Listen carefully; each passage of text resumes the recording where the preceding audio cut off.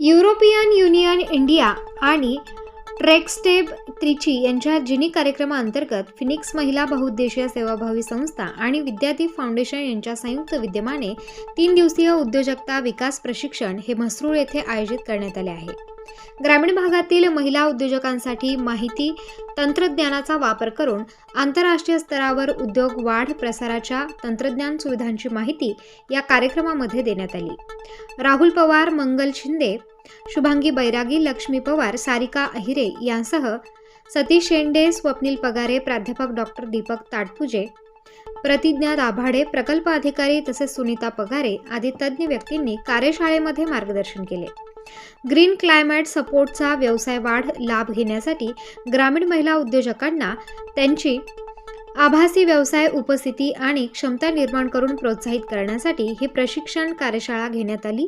या आंतरराष्ट्रीय प्रकल्पाअंतर्गत सुरू झालेल्या महाराष्ट्र राज्यव्यापी कार्यक्रमाची सुरुवात 3 महिलांच्या सहभागाने झाली।